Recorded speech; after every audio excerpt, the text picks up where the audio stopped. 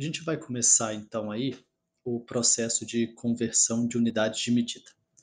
Antes disso, só porque o vídeo da aula passada ficou um pouquinho corrido, o que eu queria mostrar só aqui é que tem algumas unidades do sistema internacional ainda sem restrição de prazo, tá? Essa daqui.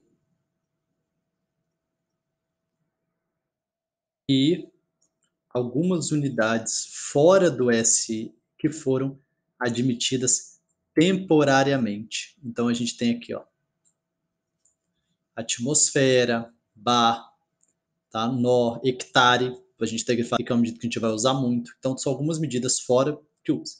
Agora a gente vai começar a falar dos conversão. Por que a gente tem que trabalhar com conversão de unidades? Porque muitas vezes os países não medem no sistema internacional. Isso é muito comum nos Estados Unidos. Eles não usam o sistema internacional e eles usam o sistema deles próprio.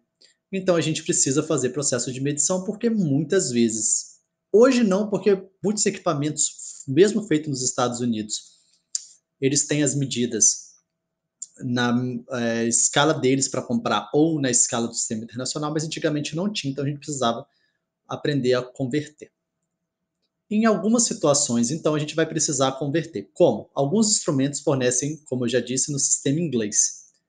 Deseja-se expressar o resultado final de uma operação em unidade diferente daquela. Tipo, eu medir metro quadrado, mas eu quero medir escrever em hectare.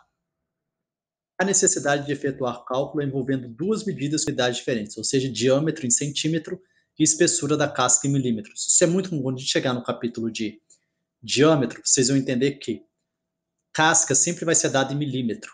O diâmetro sempre é dado em centímetro. Isso é sempre bacana vocês entenderem na engenharia florestal e já pegarem o jeito.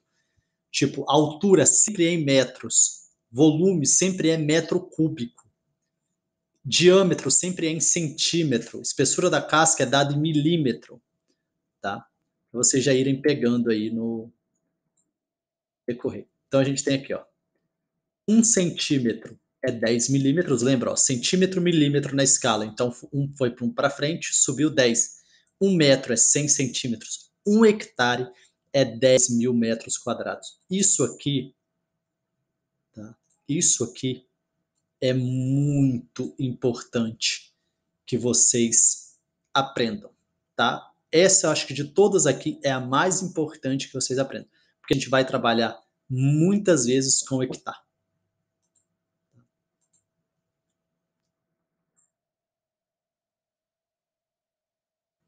Sistema internacional vezes o sistema inglês, que é o mais comum aí. Embora o SI seja aceito, como eu já disse, na maioria dos países, o sistema inglês ainda é utilizado nos Estados Unidos, Inglaterra, Canadá, Austrália, onde a gente tem uma ciência florestal bem evoluída. E eles não vão parar de medir no sistema que eles querem. Tá? Então a gente vai ter que continuar convertendo as unidades para que a gente possa até fazer comparações de estudos que a gente faz. Sendo assim, é importante a gente saber converter medidas de um sistema para o outro, tá? Então a gente vai dar uma olhada aqui, ó. Essa tabelinha aqui é importante vocês fazerem. Geralmente, quando é presencial, eu dou esses fatores para você, mas como vocês têm a tabela, no dia que a gente tiver a avaliação, vocês podem consultar aí a tabela. Então, ou seja, eu sempre tenho que multiplicar por esse fator para transformar. Ou seja, de pés para transformar em metros, eu multiplico por 0,3048. De metros para transformar em pé, eu multiplico por 3,2808. De metros para transformar em polegadas, eu multiplico por 39,37. De polegadas para transformar em centímetros, eu multiplico por 2,54. E assim sucessivamente para as medidas quadradas e também para as medidas cúbicas. Tá? É bem interessante que vocês entendam isso, mas como eu disse, não vou, mesmo que fosse presencial, quando a disciplina, eu não peço para vocês decorarem, isso aqui é mesmo para vocês contarem, mas vocês têm que entender o porquê da gente converter.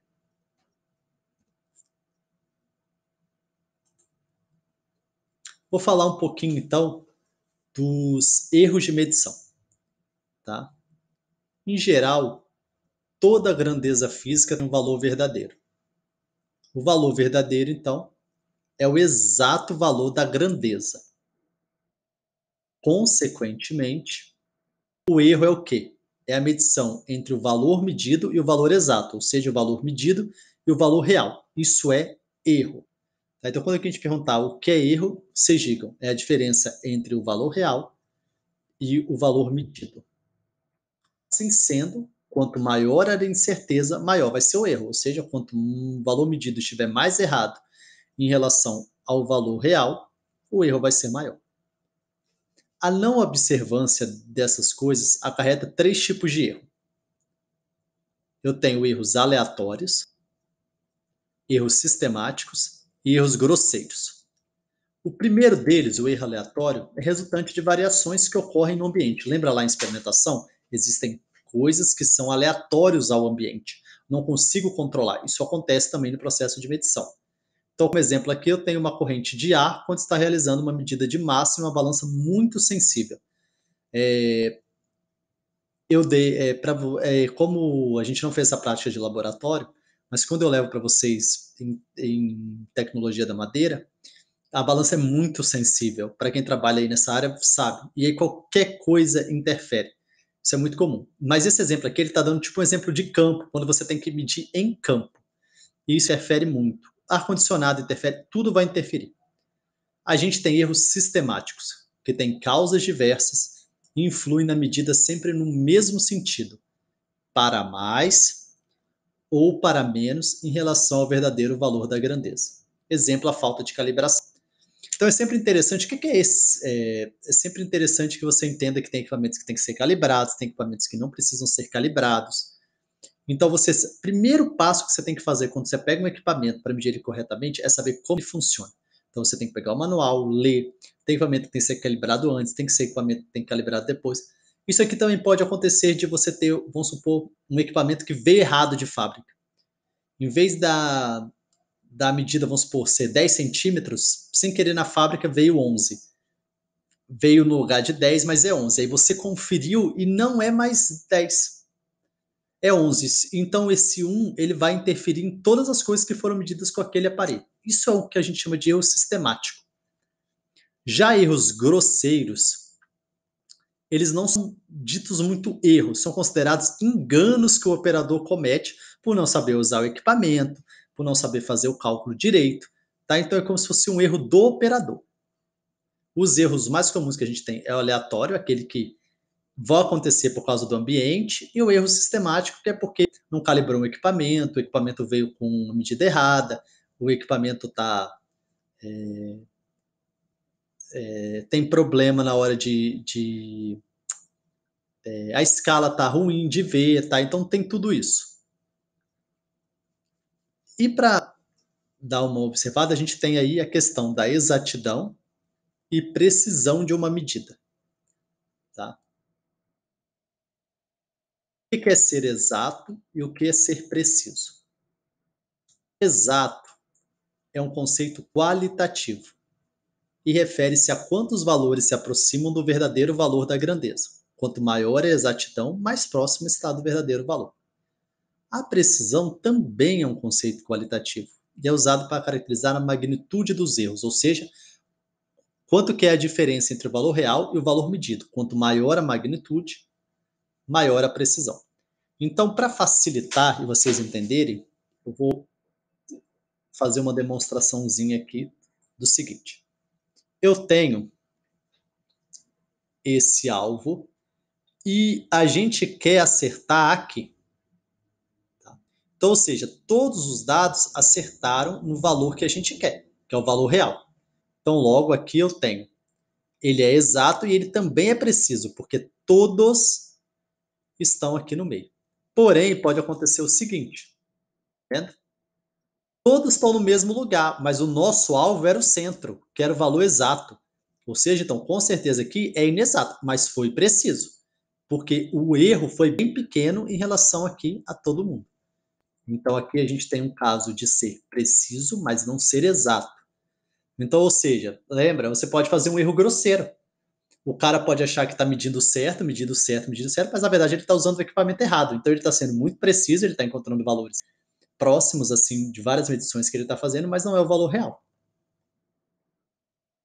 Aqui eu tenho, tá vendo, ó, não é preciso, porque cada um está num local, mas eu fui exato, porque pelo menos um acertou o verdadeiro valor. Então, nesse caso aqui, eu tenho que eu sou impreciso, porque cada um está num lugar, mas eu sou exato. E, por último aqui, ó, tá vendo? Esse aqui não está no alvo central, está aqui no verde e está tudo bagunçado. Então, nesse caso aqui, eu tenho uma função de ser impreciso e inexato.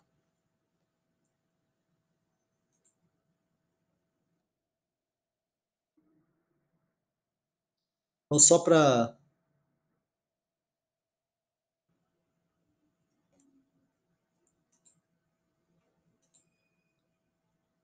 só para vocês verem aí a questão também da exatidão e precisão, a gente tem o seguinte: considere essa regra, tá vendo? Ó? 0, 1, 2, 3, 4, 5, 6, 7, 8, 9, 10. Muito bem. E aí eu tenho a régua B, tá vendo? Ó?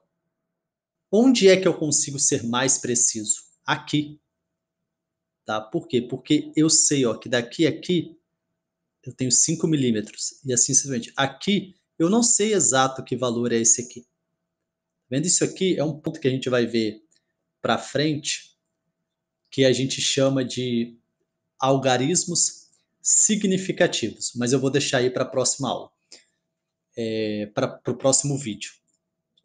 O que é mais importante aqui? Vocês entenderem isso aqui, tá vendo? Ó? Com certeza aqui embaixo eu vou ser mais preciso do que aqui, ó, porque aqui eu não sei quanto que tem daqui a aqui exato aqui nesse aqui. Esse aqui eu já sei, ó, que daqui a aqui eu tenho um valorzinho que está entre 1, 2, 3, entre o 4 e o 5. Mas eu vou deixar aí essa parte de algarismo significativo para o outro vídeo, que daí vai ser o vídeo final aí da aula de hoje.